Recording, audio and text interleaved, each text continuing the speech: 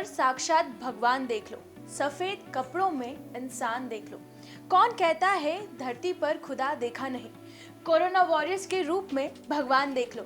नमस्कार, स्वागत है आपका एमपी न्यूज के खास कार्यक्रम हीरोज ऑफ एमपी में। और आज हमारे साथ में है रियल लाइफ हीरोज, और मैं तो कहूंगी real life heroes couple, doctor Paritosh Dubey and doctor Praveena Dubey ma'am. Sir, ma'am, welcome to our show. And अभी की सिचुएशंस कितनी अच्छी लग रही है आपको कि हमारा जो 100 करोड़ वैक्सीनेशन का जो टारगेट था, मतलब 100 करोड़ वैक्सीनेशन हमारे यहाँ पे हो गए हैं और भी अभी चलते जा रहे हैं, बच्चों की वैक्सीन आ गई है। कितना प्राउड मोमेंट है। इससे बड़े गर्व की बात हो ही नहीं सकती। हाँ जी सर, बिल्कुल सर। और सारा श्रेय जो है हमारे देश के नेतृत्व को जाता है। हाँ जी, जितना हमारा पैरामेडिकल स्टाफ, मेडिकल स्टाफ लगे थे, उतने ही ज़्यादा हमारे एडमिनिस्ट्रेटिव वर्कर्स भी लगे हुए थे वैक्सीनेशन ड्राइव को सक्सेसफुल बनाने के लिए। सर, अभी कोरोना सिचुएशंस कंट्रोल में हुई है। हमारा इंदौर जो था उस टाइम पे हॉट स्पॉट पे नज़र आता था। इतने सारे स्ट्रगल्स, इतने सारे चैलेंजेस आते थे। मैं जानना चाहूँगी आप दोनों से उस टाइम पे कितना बड़ा, क्योंकि आप दोनों ही डॉक्टर है, दोनों ही इस मेडिकल फील्ड में थे, उस टाइम पे कितना स्ट्रगल था, कितना चैलेंजिंग था आप लोगों के लिए? बहुत ज़्यादा चैलेंजिंग था, क्योंकि ये जो पैंडेमिक आया है ये पहली बार आया। हाँ जी। और इसके बारे में पूरे विश्व में किसी को भी किसी प्रकार का कोई अनुभव नहीं था। हाँ जी। कि ये क्या है वायरस और इसका स्वरूप क्या है। हाँ जी। और ये किस प्रकार से बिहेव कर रहा है और आगे किस प्रकार से करेगा। हाँ जी। तो ये इन सब बातों को पता नहीं था, इसीलिए रोज़ प्रोटोकॉल्स चेंज होते थे ट्रीटमेंट संबंधी, और कभी कोई गाइडलाइंस आती थी, कभी कोई गाइडलाइंस आती थी, कभी WHO अपनी गाइडलाइंस देता था, कभी ICMR अपनी गाइडलाइंस देता था। इसीलिए ये तय नहीं हो पाया कि हमको किस दिशा में जाना है। जो आज ट्रीटमेंट हम जिसको सही मान रहे थे, वो थोड़े दिन बाद वो उसको बोलते थे कि अब इसकी ज़रूरत नहीं है। हाँ जी, ये काफ़ी बड़ा, इसलिए ये सबसे बड़ा चैलेंज था कि हम क्या करें। हाँ जी, पेशेंट्स तो थे ही थे, लेकिन उसके साथ में जो डेली गाइडलाइंस चेंज हो रही थी, जो नए नए प्रोटोकॉल्स बन रहे थे, वो भी कहीं ना कहीं चैलेंज बन के आ रहे थे। कभी कभार बोल रहे थे कि हवा के कारण फैल रहा है, तो कभी कुछ और चीज़ें। सर, इसी के साथ एक और चीज़ मैं पूछना चाहूँगी कि आजकल व्हाट्सएप यूनिवर्सिटी पे बहुत सारे मैसेजेस बहुत जल्दी फॉरवर्ड हो जाते हैं और वायरल हो जाते हैं, और लोग उसे अंधाधुंध बिलीव भी करने लगते हैं। इसके बारे में आप दोनों का क्या कहना है? मैं ये मैसेज देना चाहता हूँ सबको कि ये जो सोशल मीडिया के माध्यम से जो बेहिसाब मैसेजेस आ रहे हैं सबको, और लोग उसको फॉलो भी कर लेते हैं कि आज आप ये कर लो, आज आप वो कर लो, वो कोई ऑथेंटिक नहीं है। लोगों को हमेशा एक प्रॉपर जो चिकित्सक है, जो इसको रोज़ ट्रीट कर रहा है, जो मरीजों को रोज़ देख रहा है इस प्रकार के, उनसे बात करके ही अपना एक ओपिनियन लेना डॉक्टर का, और फिर आगे बढ़ना है। बिल्कुल सही, डॉक्टर से कंसल्ट करे बिना बिल्कुल भी अपनी हेल्थ का, मैं कहूँगी कि रिस्क ना ले।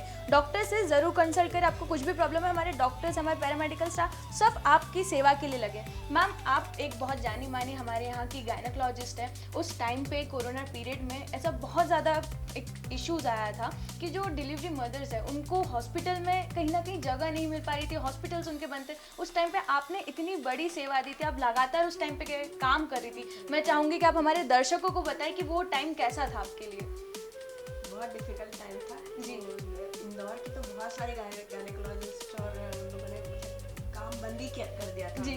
फोन भी स्विच ऑफ थे। अरे बाप रे जी। तो बहुत सारे पेशेंट्स तो इंदौर से मूव आ गए थे डिलीवरीज के लिए, तो वो सारी हम लोग अटेंड करते थे। मैम, उस टाइम पे आपको कभी डर नहीं लगा कि यार अगर बाय चांस कोविड है और मुझे कभी इन्फेक्ट हो गया, तो आपको कभी डर नहीं लगा इस बात का? डर तो नहीं लगा, वो हम लोग एक तो टेस्ट वगैरह करा लेते थे, वो सब प्रॉपर प्रिकॉशंस लेके, शील्ड, फेस शील्ड, वगैरह, प्रॉपर डबल मास्क, N95 वाले मास्क।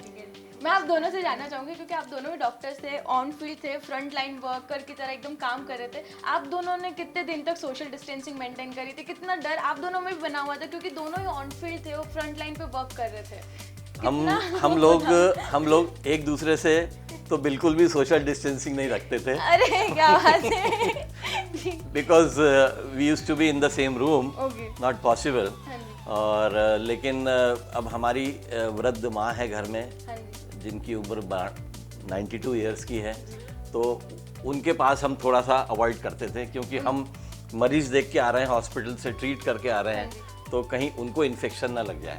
ये मतलब हमारे कोविड वॉरियर्स थे, वो हर संभव कोशिश तैयार कर रहे थे कि ताकि उनके ज़रिए किसी और को इन्फेक्ट ना हो सके। सर एक और चीज़ इससे ज़रूरी मैं जानना चाहूँगी कि जब ये इतने सारे चैलेंजेस आ रहे थे, एक के बाद एक आ रहे थे, उस टाइम पे आप लोग कितने घंटे काम कर रहे थे? क्योंकि सब जानते हैं कि हमारे यहाँ पे जो फ्रंट लाइन वर्कर्स थे वो हमेशा तत्पर थे, ना सिर्फ हॉस्पिटल्स में बल्कि सर ऑन फील्ड में कई सारे वर्कर्स जो थे, कई सारे मेडिकल स्टाफ जो थे वो थे। तो मैं चाहूँगी कि आप हमारे दर्शकों को बताएं कि कितने घंटे उस टाइम पे आप दोनों को काम करना पड़ता था।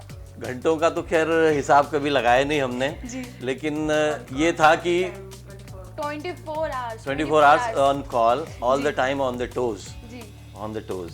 बिल्कुल, कब हमको बुलावा आ जाएगा, अगला पल हमारा नहीं है। सर इस टाइम पे कभी थकान महसूस नहीं हुई कि फ्रस्ट्रेशन फील नहीं हुआ? क्योंकि ऑल द वे सब जगह नेगेटिविटी है, सब जगह कुछ ना कुछ ऐसा माहौल है कि मतलब रोना है, कुछ ना कुछ प्रॉब्लम हो रही है। तो उस बीच में कभी आपको वो मतलब वो डर, वो ख्याल नहीं आया कि यार नहीं क्विट कर देते, थकान हो रही है अब हमें? मैं ये कहना चाहता हूँ कि काम से हम लोगों ने कभी भी मतलब घबराए नहीं है। काम कितना भी करते हैं, क्योंकि मुझे ऐसा लगता है, मैं तो अपने वर्क में ही रिलैक्सेशन महसूस करता हूँ, लेकिन जो एक मेंटल एग्जॉशन होता था लोगों की त्रासदी को देख के, जिनकी फैमिलीज में इतने लॉसेस हुए हैं, वो देख के जो हमारी आत्मा द्रवित होती थी, तो वो हमको ज़रूर मेंटल एग्जॉशन लाती थी। हमारे डॉक्टर्स काम करके नहीं थक रहे थे, हमारे डॉक्टर्स थक रहे थे पेशेंट्स की हालत देख के, उनके जो परिजन थे उनकी हालत को देख के उन्हें कहीं ना कहीं बुरा लग रहा था कि यार हम इनकी कितनी मदद कर सकते हैं और क्या क्या हम इन्हें मदद प्रोवाइड कर सकते हैं ताकि ये स्वस्थ होकर वापस घर जा सके। अधिकांश पेशेंट्स ऐसे आते थे कि जो बहुत ही एडवांस स्टेज में आए, जिनका मोर देन 50% लंग इन्वॉल्वमेंट है, तो उन मरीजों का हम हेल्पलेस रहते थे कि हम इतना ऑक्सीजन भी दे रहे हैं, हाई फ्लो ऑक्सीजन दे रहे हैं, सब कुछ दे रहे हैं, इंजेक्शंस भी दे रहे हैं, और फिर भी वो पेशेंट आउट नहीं आ रहा है, मतलब कोप अप नहीं कर पा रहा, रिकवरी नहीं है, उसका सैचुरेशन डिप होता जा रहा है, और वो भी बेबस है, he is fighting for oxygen and we are giving oxygen, पर फिर भी उसका लाभ नहीं उसको मिल रहा है, बिकॉज वो वायरस ने इतना डैमेज कर दिया उसका पूरे लंग्स पैरेन्काइमा को। मतलब अगर जहाँ इतना ज़्यादा अगर कोविड वाइड स्प्रेड हुआ तो वहीं कहीं ना कहीं हमारी खुद की भी लापरवाही रही कि हम लोगों ने डॉक्टर से बहुत लेट में उनसे सजेस्ट करा, बहुत लेट में उनसे कंसल्ट करा, तो ये लापरवाही ना बरतें। ये बहुत वैलिड पॉइंट आपने कहा कि सबसे पहले सिम्टम्स होने पे तत्काल डॉक्टर से संपर्क अगर कर लिया जिन मरीजों ने, वो तो काफ़ी सेफ जोन में आ गए। एडमिनिस्ट्रेशन या हमारे डॉक्टर्स को दोष देने से कुछ नहीं होगा। अगर कहीं ना कहीं सुधार हमारे इसमें लाना है तो वो हम खुद को लाना पड़ेगा कि अगर हमें कुछ भी, ना सिर्फ कोविड बल्कि अगर कोई और बीमारी के भी अगर हमें लक्षण महसूस होते हैं तो हमारे डॉक्टर से कंसल्ट करें, वो हमारी सेवा के लिए ही है, हमारी मदद के लिए ही है। सर जब मैंने आपसे बारे में जब हम लोगों ने जाना, हम लोगों ने रिसर्च करा, तो हमें ये भी पता चला था कि उस टाइम पे रात की ड्यूटी जो थी वो आपने खुद ने जिम्मा संभाला था, नाइट ड्यूटी का, और बाकी डॉक्टर्स को मना कर दिया था। मैं चाहूँगी कि हमारे दर्शकों को पता है कि वो कहानी क्या थी। वो कहानी ये थी कि चूँकि मेरा स्पेशलाइजेशन एनेस्थीसिया है, तो मुझे मरीजों के बहुत क्लोज जाके उनको एनेस्थीसिया देना पड़ता था। तो इन द बार्गेन मुझे वायरल इन्फेक्शन हो गया कोविड का, and I suffered from Covid. और फिर मैं सीधा, हमारी श्रीमती जी ने हमको बोला आप चलिए पहले अस्पताल दिखाइए, और मैंने अपना चेस्ट का सीटी स्कैन कराया और चेस्ट फिजिशियन को उसको भेजा, उन्होंने बोला सर आपको भर्ती होना पड़ेगा, and immediately I got admitted in the hospital. तो मैं 4th फ्लोर पे महू के मेवाड़ा हॉस्पिटल में भर्ती रहा, और फिर जो हमारे जो इंचार्ज हैं वहाँ के, जो ओनर हैं, ही रिक्वेस्टेड मी कि अब आप इस फ्लोर पे हैं तो सारे मरीज कोविड के ही हैं। हाँ जी। तो I volunteered, I told him कि don't keep a night duty doctor, I will give my services as a duty doctor. क्या बात है, ये हमारे रियल लाइफ हीरोज ही कर सकते हैं, ये हमारे कोविड वॉरियर्स ही करते हैं इतना सेल्फलेस वर्क, मतलब खुद के बारे में ना सोचते हुए जो डॉक्टर्स थे, दूसरे जो डॉक्टर्स थे, यंग डॉक्टर्स थे, उनके बारे में सोचा गया, जो दूसरे पेशेंट्स थे उनके बारे में सोचा गया। सर ये आपको सैल्यूट है इस बात के लिए, क्योंकि इतना सेल्फलेस वर्क आपने जो इस टाइम पे करा। सर आज की सिचुएशन में, मैम आज की सिचुएशन में डेंगू के केसेस बहुत ज़्यादा बढ़ रहे हैं, ना सिर्फ इंदौर में बल्कि और भी ज़्यादा सिटीज़ में डेंगू के केसेस लगातार बढ़ते आ रहे हैं। मैं चाहूँगी कि आप लोग कुछ ऐसे सजेस्ट करें हमारे दर्शकों को जिससे वो बचाव कर सके डेंगू का।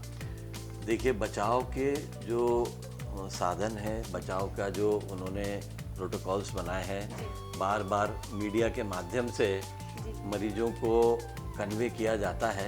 बस हेल्थ अवेयरनेस की आवश्यकता है, साफ सफाई की, और मच्छरों से हमको बचाव करना पड़ेगा किसी भी तरीके से। बिल्कुल, अपने आसपास जो है पानी का भराव ना होने दें। सबसे ज्यादा जो खतरा होता है वो साफ पानी में ही डेंगू का मच्छर जो पनपता है, तो अपने आसपास में साफ सफाई बना के रखेंगे तो डेंगू जैसी सिचुएशन से हम कहीं ना कहीं कंट्रोल। बॉडी फुल कवर्ड होना चाहिए, फुल स्लीव्स के जैसे कपड़े पहने, पूरा अपना फुल पैंट्स या ड्रेसेस उस प्रकार की हो कि मस्कीटो बाइट से हम बच जाए। मैम, मैं आपसे जानना चाहूँगी कि आपने उस टाइम पे इतनी सारी बेबीज़ को अपने मतलब एक बर्थ देना ही हम बोल सकते हैं, क्योंकि जहाँ कोई और उन पेशेंट्स को नहीं ले रहा था वहाँ पे आपने बेबीज़ को डिलीवर करवाया। तो मैं एक ऐसा मेमोरेबल किस्सा आपसे जानना चाहूँगी जो आप हमारे दर्शकों को बताएं, जो आपको लाइफ लॉन्ग ऐसा याद रहेगा कि हाँ यार, ये मेरे को जो एक थैंक यू रिवॉर्ड मिला वो लाइफ लॉन्ग है मेरे लिए। ये सही बात है। ऐसे कुछ मरीज ज़रूर आए थे, मतलब मुझे भी याद आता है किस्सा कि जो पेशेंट है बेचारा, मैं अपनी मेडिकल भाषा में बोलूं कि वो बिल्कुल लेबर में पेन्स में आ गई है पेशेंट, और वो भटक रही है अस्पतालों से यहाँ से वहाँ। अब उसकी जो स्वयं की जो डॉक्टर है उसका समहाउ फ़ोन स्विच ऑफ है या नहीं, या पेशेंट उसको संपर्क नहीं कर पा रहा है। ऐसे में पेशेंट कितना घबराया हुआ है, और पेशेंट सोच रहा है कि अब मेरा क्या होगा। तो ऐसे कुछ मरीज रहे हैं जिनको शी एक्सेप्टेड, स्वीकार किया कि भाई कोई बात नहीं, ये मेरा दायित्व है, मॉरल ड्यूटी है, तो उनके डिलीवरीज कराई। क्या बात है मैम, इसके लिए आपको दिल से नमन है जो इतना आपने अच्छा काम करा है विमेंस के लिए। मैं तो चाहती हूँ, मतलब आपको कितनी सारी दुआएं मिली होंगी उस टाइम पे कि जो आपने इतना अच्छा काम करा है, सेवा तत्पर, हमेशा तत्पर रह के मैम ने अपनी सेवाएं दी हैं। मैम इसी के साथ ही मैं चाहूँगी कि आप हमारा दर्शकों को आपका एक मैसेज दें। दर्शकों को मैं मैसेज जो देना चाहता हूँ वो गुरु मंत्र बहुत दिनों से चल रहा है, वो है कि 100% मास्क सबको पहनना।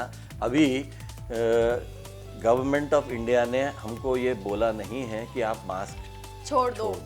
बिल्कुल बिल्कुल सही। हम कहीं भी जाएं पब्लिक प्लेसेस पे हमें मास्क पहनना है, और फ्रीक्वेंट हैंड वॉशिंग करना है। बिल्कुल। और सोशल डिस्टेंसिंग तो है ही, लेकिन अभी आपको पता होगा कि कुछ दिन पहले 15 अक्टूबर को जो ऑब्जर्व किया है, it was a global hand washing day. Hand washing day. तो ये एक इतनी अच्छी टेक्निक है जिसने कि 30% हमको प्रिवेंशन दिया है कोविड से। बिल्कुल सर। और इसके अलावा भी जो बहुत सारी दूसरी कम्युनिकेबल डिसीजेज हैं उससे भी हमको प्रोटेक्शन दिया है।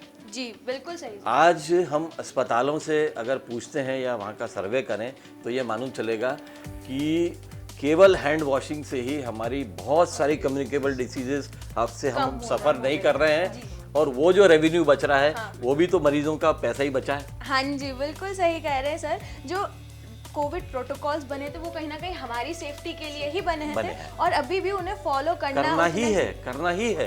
अगर थर्ड वेव से बचना है तो कोविड प्रोटोकॉल्स को फॉलो जरूर करना है। भले आपके दोनों डोजेस वैक्सीनेशन के हो गए, उसके बावजूद भी आपको इन्फेक्शन का चांसेस हो सकता है। इसलिए बाहर निकले तो मास्क लगा के निकले, और अगर बाहर जा रहे हैं तो सोशल डिस्टेंसिंग का फॉलो भी जरूर करें। ये थे हमारे आज के रियल लाइफ हीरो। इनकी जर्नी इतनी ज़्यादा इंस्पायरिंग थी बिकॉज दोनों ही डॉक्टर्स अपनी रियल लाइफ में कोविड प्रोटोकॉल्स के साथ फॉलो करते हुए उन्होंने सेवा पथ पर तत्पर हमेशा हाजिर रहे और हमेशा अपनी सेवा देते रहे। सर आप दोनों से मिलके, मैम आप दोनों से मिलके मुझे इतना ज़्यादा इंस्पायरिंग फील हो रहा है कि एक डर हमेशा बना हुआ रहता था, हम भी जाते थे, डर रहता था। उस टाइम पे आप लोगों ने इतने सैल्यूटेबल वर्क करा है, सेल्फलेस होकर खुद के बारे में ना सोचते हुए सिर्फ पेशेंट्स के बारे में सोचा है, उनकी देख रेख के बारे में सोचा है। उसके लिए एमपी न्यूज़ आपको दिल से नमन करता है sir. Thank you so much for having us here. Thank you so much. It was a pleasure. It's a pleasure talking to you. और इसी के साथ ही हम लेते हैं आपसे अलविदा। अगले एपिसोड में ऐसे ही एक रियल लाइफ हीरो से मिलेंगे। बने रहिए एमपी न्यूज़ के साथ।